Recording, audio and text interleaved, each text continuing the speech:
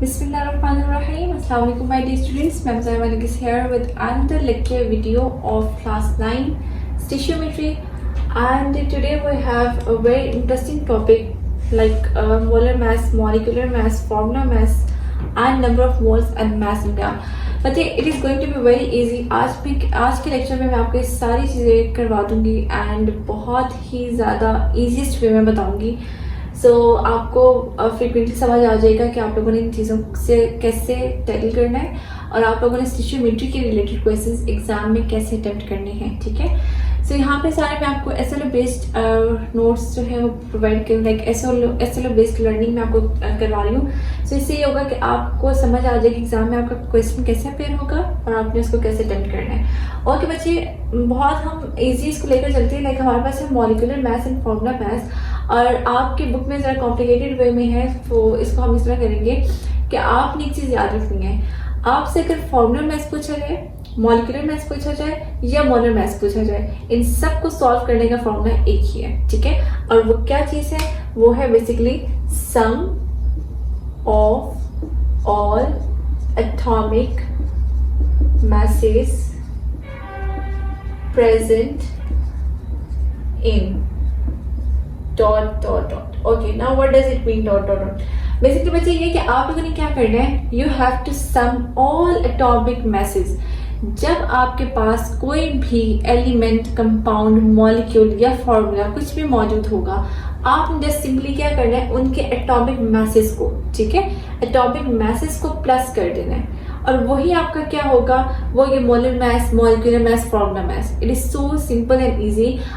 बस इनके नाम डिफरेंट क्यों होते हैं, यहाँ पे मैंने आपको बताया कि आपने ये करना है सम. अगर आपसे पूछा जाए मॉलिक्यूलर मैस, ठीक है, तो उसका आंसर क्या होगा, sum of all atomic masses present in a molecule. Just आपको ये मेंशन करना है कि मॉलिक्यूलर मैस में हम मॉलिक्यूलर मैस में मौजूद हर एलिमेंट के एटॉमिक मैसेज को सम करते हैं. ठीक है. फॉर्मूला मैस क्या हो जाएगा, sum of all atomic masses present in a formula unit, यानी कि फॉर्मूला, क्योंकि बेसिकली हमारे पास केमिस्ट्री में कुछ मॉलिक्यूल्स होते हैं, कुछ फॉर्मूलाज होते हैं, ठीक है, कुछ एटम्स होते हैं. सो उसकी बेस पे ही आपके पास जो भी चीज़ होगी आपने वो लिखनी है.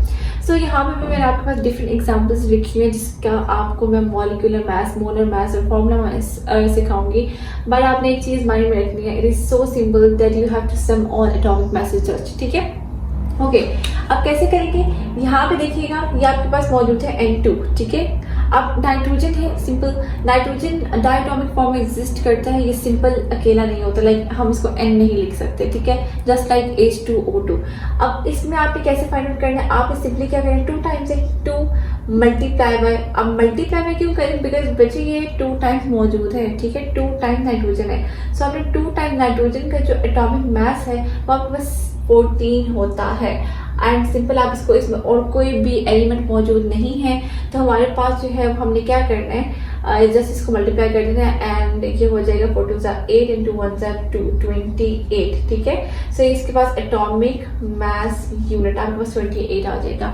ओके. नेक्स्ट आप एग्जांपल पे चलते हैं H2O. अब इसमें बचे 2 आपके पास एलिमेंट्स हैं, हाइड्रोजन भी है, ऑक्सीजन भी है. ठीक है. सो हाइड्रोजन 2 टाइम्स है एंड ऑक्सीजन 1 टाइम है. जब कोई भी रेशियो मौजूद नहीं होती तो इसका मतलब होता है कि वो एलिमेंट 1 टाइम मौजूद है. ओके बच्चे. 2 मल्टीप्लाई बाय हाइड्रोजन का एटॉमिक मास क्या होता है, 1 होता है. ये तो हमने वो प्रोडक्ट फाइंड कर लिया ना. नेक्स्ट हम जा रहे हैं प्लस. बेसिकली यही चीज मैं आपको बता रही थी. और नेक्स्ट ऑक्सीजन का क्या है, ऑक्सीजन का एटॉमिक मास होता है 16. ठीक है. विच इज इक्वल टू, आप उसको सॉल्व कर लेंगे, 2 1 2 2 प्लस 16 18 एटॉमिक मास यूनिट. अब बच्चे ये देखें हमने क्या किया, आपने एटॉमिक मैसेज को प्लस कर दिया. ठीक है. और कितने टाइम्स था वो 7 लिख दिया. ठीक है. यहाँ पे भी इवन तो आप क्या कर सकते हैं, आप अगर और इसको पेंट करना चाहते हैं तो आप इसको ऐसे भी लिख सकते हैं, प्लस 1 मल्टीप्लाई बाय 16. ठीक है. आप अगर अपनी कन्वीनियंसी देखना चाहते हैं कि लाइक हमने यहाँ अगर 2 मेंशन किया तो यहाँ 1 भी कर सकते हैं. ओके. नेक्स्ट एग्जाम्पल पे चलते हैं. नाइट्रोजन 1 टाइम मौजूद है तो मैं लिख देती हूँ 1 मल्टीप्लाई बाय नाइट्रोजन का एटॉमिक मास क्या होता है, वो होता है 14. प्लस करना है because we have to sum all of atomic masses. ठीक है. सो यहाँ पे नेक्स्ट एलिमेंट क्या आ जाएगा बच्चे, 3. ठीक है. हाइड्रोजन का एटॉमिक मास 1 होता है और ये 3 टाइम्स है, तो 3 multiply by 1 which is equal to 14. 1 से 14 आ जाएगा एंड प्लस 3 1 से 3 आ जाएगा आपके पास. तो 14 15 16 17 एटॉमिक मास यूनिट, ठीक है। नेक्स्ट चलते हैं C6H12O6, ये आपके पास ग्लूकोज है। तो बच्चे इसका कैसे करेंगे, आप लिखेंगे 6 टाइम्स कार्बन है तो 6 मल्टीप्लाई बाय कार्बन का एटॉमिक मास 12 होता है, 12 प्लस करना है आपको, क्योंकि सम करना है सारे एटॉमिक मासेस को, तो हम इस सारे एटॉमिक मासेस को प्लस ही करेंगे।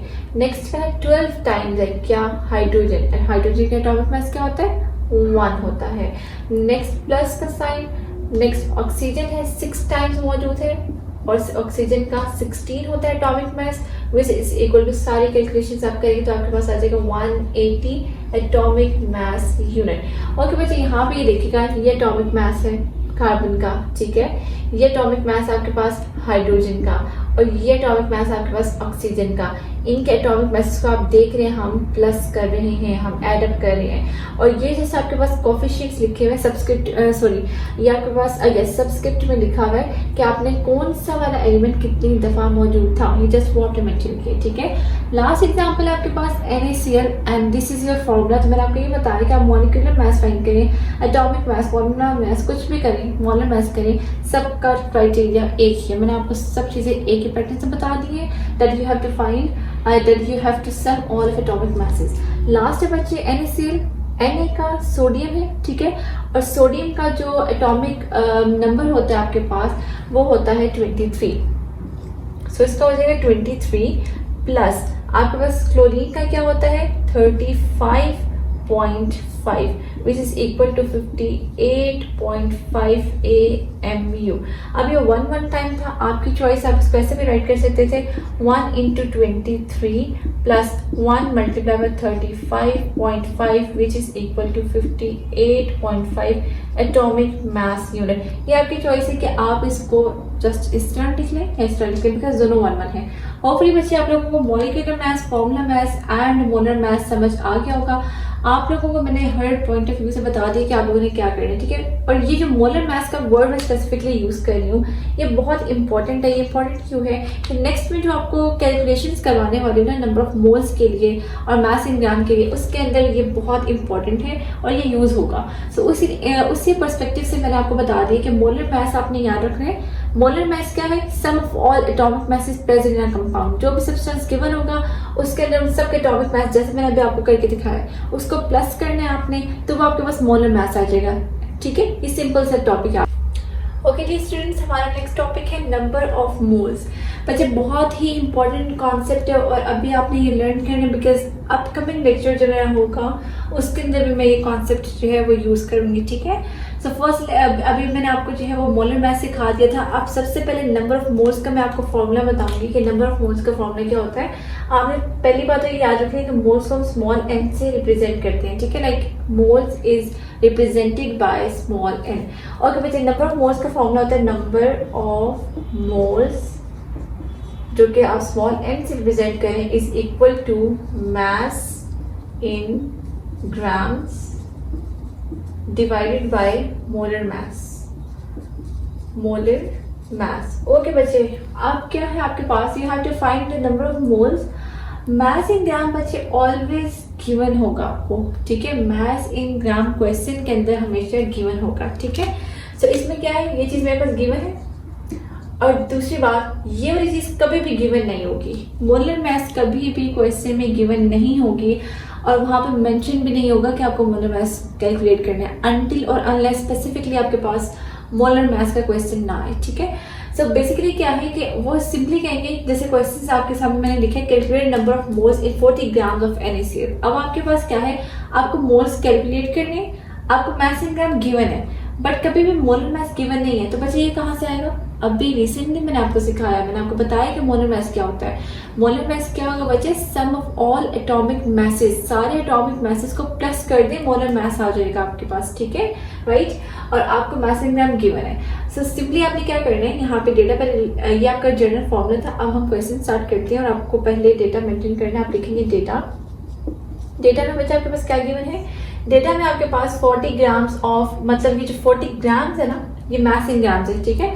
तो मास इन ग्राम्स आपको गिवन है, ठीक है, किसका, of mass in grams of NaCl का गिवन है, जो कि कितना है 40 ग्राम्स, ठीक है। और इसके अलावा आपको फाइंड क्या करना है, टू फाइंड आप हेडिंग यूज कर लेंगे, टू फाइंड, और आपको फाइंड क्या करना है यहाँ पे, नंबर ऑफ मोल्स, ठीक है, नंबर ऑफ मोल्स फाइंड करने हैं। ओके, सिंपल फॉर्मूला आप यूज करेंगे। फॉर्मूला आपके पास क्या था, फॉर्मूला आपने किया, number of moles is equal to mass in grams, ये जो मैंने अभी ऊपर लिखा हुआ है, डिवाइडेड बाय मोलर मास, ठीक है। ओके, अब मोलर मास आपके पास NaCl का फाइंड आउट करना है। आप क्वेश्चन में कर लें, ठीक है। मोलर मास आप कैसे निकालेंगे, आप लिखेंगे molar mass is equal to NaCl क्या करना है, Na का जो एटॉमिक मास है वो कितना होता है, वो 23 होता है, प्लस Cl के एटॉमिक मास कितना होता है, 35.5 होता है, which is equal to 58.5 atomic mass unit, ठीक है। ये भी मैंने सिखाया था आपको, आपने क्या कर दिया, मोलर मास कैलकुलेट कर लिया। अब मोलर मास भी आ गया, मास इन ग्राम भी गिवन है, आप सिंपल मोल्स आ जाएंगे। कैसे आप करेंगे, आपने बस यहाँ पे क्या करना होगा, इनकी वैल्यूज पुट करनी है, ठीक है। मास इन ग्राम कितना था, 40, आप इधर लिख लेंगे 40 डिवाइडेड बाय मोलर मास कितना आपने निकाला, 58.5, इसको आप डिवाइड करेंगे तो आपके पास आ जाएगा 0.683, ठीक है, 0.683 मोल। ये आपके पास क्या आ गए, मोल्स आ गए। सिंपल सी बात है, ठीक है, बहुत ही बेसिक सा क्वेश्चन है। और आपने इस तरह करके जब भी आपसे क्वेश्चन में कहा जाएगा ना कि नंबर ऑफ मोल्स फाइंड करें, आपने इसी तरह करना है, ठीक है। आपने मास इन ग्राम को डिवाइड कर देना मोलर मास के साथ, ओके। मास इन ग्राम हमेशा गिवन होगा, मोलर मास कभी भी गिवन नहीं होगा, उसको आपने सॉल्व करना होगा, ठीक है। और कैसे करना होगा, एटॉमिक मासेस को सिंपली प्लस करके। ओके, नेक्स्ट एग्जांपल पे जाते हैं, calculate number of moles in 40 gram of sulphur, ठीक है। अब सल्फर के 40 ग्राम्स में आपने लिखना है, तो यहाँ पे बच्चे अगेन क्या करेंगे, गिवन डेटा क्या है आपके पास, डेटा है आपके पास मास इन ग्राम गिवन है, मास इन ग्राम्स गिवन है, किसका, सल्फर का, और कितना है, 40 ग्राम्स गिवन है, ठीक है। और दूसरा आपको फाइंड क्या करना है, टू फाइंड में क्या आ जाएगा, टू फाइंड इक्वल्स टू आपको क्या करना है, नंबर ऑफ मोल्स, ओके। अच्छा जी, अब आपने क्या करना है, फॉर्मूला अगेन आपके पास क्या है, number of mole is equal to mass in grams divided by molar mass, ठीक है। आपके पास आएगा मोलर मास, ओके। अब बच्चे देखना है आपको मास इन ग्राम कितना है, 40 गिवन है, आप यहाँ पुट कर देंगे 40 डिवाइड बाय मोलर मास। बच्चे मोलर मास किसकी बात हो रही है, मोलर मास यहाँ पे सल्फर की बात हो रही है। और बच्चे सल्फर एक अकेला एलिमेंट गिवन है, इसके साथ कोई भी और एलिमेंट नहीं गिवन। जैसे यहाँ पे आपके पास NaCl था, सोडियम के साथ क्लोरीन था, ठीक है। यहाँ पर आपको सिर्फ एक सल्फर एक एलिमेंट है, एलिमेंट का सिर्फ आपको एटॉमिक मास लिखना है। अब इसको किसी के साथ सम नहीं करना, बिकॉज सल्फर देखिए हम किससे रिप्रेजेंट करते हैं, S से सल्फर आते हैं, राइट। अब इसके साथ कोई और एलिमेंट तो नहीं है। अगर सल्फर, जस्ट इन केस अगर सल्फर डाइऑक्साइड होता तो इस तरह होता और आप इसका मोलर मास कैलकुलेट करते हैं। लाइक वाटर होता तो आप उससे करते, बट सिर्फ कुछ समटाइम्स ऐसे होता है हमारे पास जस्ट एक एलिमेंट होता है, इसको एटॉमिक मास भी बोलते हैं, ठीक है। सो इसका क्या हम सिंपली क्या लिखते हैं, 32 लिखते हैं ना, ओके।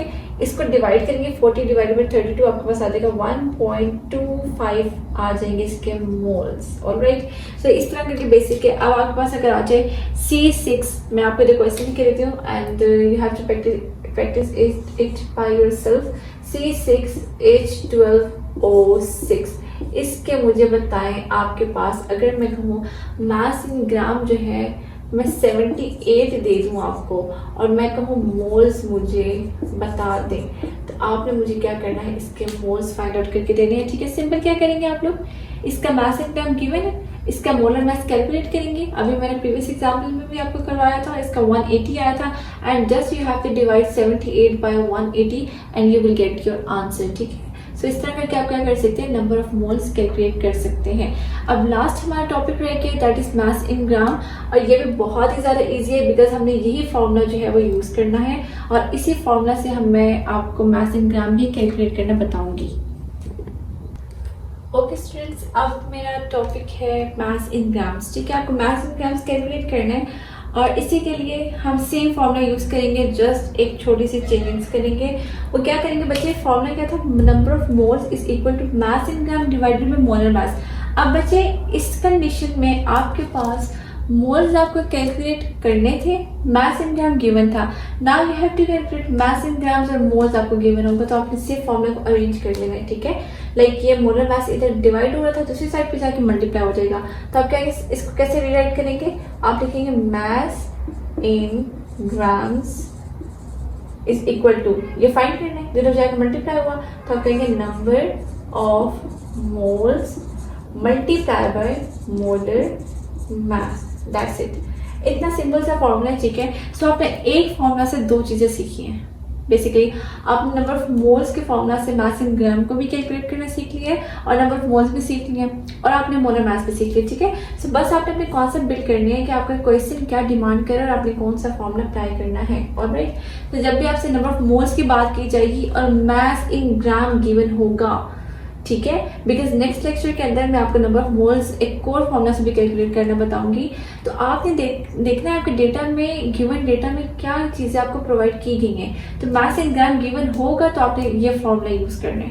और अगर आपको नंबर ऑफ मोल्स गिवन होंगे और आपसे मास इन ग्राम पूछा जाएगा तो फिर आपने ये फॉर्मूला यूज करना है, ठीक है। मतलब अब देखिएगा क्वेश्चन क्या है आपके पास, calculate mass in gram. Mass in ग्राम आपको कैलकुलेट करना है ऑफ 0.25 मोल्स ऑफ वाटर। क्या गिवन है डेटा के अंदर, मेरे पास गिवन है मोल्स ऑफ वाटर। अब मेरे पास कितने मोल्स ऑफ वाटर गिवन है, 0.25। मुझे फाइंड क्या करना है, मुझे फाइंड करना है mass in grams. Mass in grams मुझे फाइंड करना है और मोल्स मेरे पास गिवन है, ठीक है। ओके, अगेन अब फॉर्मूला देखिएगा, मास इन ग्राम फाइंड करना है, okay alright. Number of moles given है, ठीक है। मोलर मास नहीं है, अगेन मोलर मास कभी भी नहीं होता, ठीक है। आपको मोलर मास खुद फाइंड करना होता है और मोलर मास सिंपल क्या करना है आपको, sum of all atomic masses present in a molecule. H2O में क्या होगा बच्चे, 2 times 2 into 1, 2 times हाइड्रोजन था, atomic mass of hydrogen is 1 plus atomic mass ये 1 है। Let me right it again. Okay, oxygen का जो एटॉमिक मास है वो 16 होता है। ऑल टुगेदर आपके पास क्या आ जाएगा, 18 एटॉमिक मास यूनिट। ये आपके पास क्या आ गया, मोलर मास। अब सिंपल क्या करना है आपको, आप मास इन ग्राम्स फाइंड करना था, is equal to mass in gram is equal to number of moles कितने थे, 0.25 मल्टीप्लाई बाय मोलर मास कितना था, 18। आप इन दोनों को मल्टीप्लाई करेंगे, आपके पास आ जाएगा 4.5 ग्राम्स। तो ये आपके पास क्या आ गया, 4.5 ग्राम्स आ चुके हैं, ठीक है। ओके, नेक्स्ट एग्जांपल आपके पास कैलकुलेट करना है आपको mass in grams of 3.4 moles of NH3। अब यहाँ पे आपके पास क्या है बच्चे, अगेन मोल्स गिवन है, तो मैं कहूँगी moles of NH3, this is ammonia, alright. ये कितने गिवन है आपके पास, 3.4 मोल्स गिवन है, ठीक है। और आपको फाइंड क्या करना है, मास इन ग्राम्स फाइंड करना है, जो कि क्वेश्चन मार्क आ गया। और मोलर देखिए, मास इन ग्राम आपको फाइंड करना है, नंबर ऑफ मोल्स आपको गिवन है, अगेन मोलर मास। अब ये कहाँ से आएगा, now you have to give me the answer of that question. Molar mass बच्चे ऑलवेज आपने फाइंड करना होता है, which is equal to sum of all atomic masses, and atomic mass of nitrogen is 14 plus 3 into 1 and it is 17 AMU, ठीक है। 17 आ गया आपके पास। आप सिंपल फॉर्मूला में वैल्यूज पुट कर दें लास्ट स्टेप पे, तो आप क्या करेंगे, यहाँ पे आप कहेंगे 3.4 moles, mass in gram calculate करना, तो 3.4 मोल्स क्वेश्चन में गिवन थे, ये क्वेश्चन में गिवन थे, मल्टीप्लाई कर देंगे मोलर मास के साथ जो अभी हमने फाइंड आउट किया, दैट इज 17। आप इसको कैलकुलेट करेंगे तो आपके पास आ जाएगा 57.8। आप इसका राउंड ऑफ करके 58 भी कह सकते हैं, ठीक है। साथ में ग्राम्स लिखना है, ग्राम्स। तो ये आपके पास क्या आगे है, ये आपके पास आ गया मास इन ग्राम। सो बेसिकली बच्चे इस तरह करके आप इसको फाइंड आउट कर सकते हैं। मैं इस लेक्चर के अंदर आपको molar mass, molecular mass and formula mass बताया। बेसिकली ये तीनों एक ही टर्म्स हैं, you just have to sum all atomic masses, ठीक है। नेक्स्ट मैंने आपको बताया नंबर ऑफ मोल्स कैसे कैलकुलेट करना है आपने, ठीक है। तो basic formula number of moles is equal to mass in gram divided by molar mass. और लास्ट में मैंने आपको बताया सेम फॉर्मूला यूज करके, लाइक अभी मैंने सिर्फ आपको 1 फॉर्मूला करवाया, तो सेम फॉर्मूला यूज करके आप कैसे मास इन ग्राम फाइंड करते हैं, तो आपने सिंपली मोलर मास को वहां जाके मल्टीप्लाई करवा देंगे, ठीक है। होपफुली आपको लेक्चर समझ आया होगा। एंड फॉर कंटिन्यूटी आप मुझे मेरा नेक्स्ट लेक्चर इसको कीजिएगा, जो मैं आपको नेक्स्ट क्वेश्चन प्रोसीड करूँगी। Thank you so much, take care, अल्लाह हाफिज़।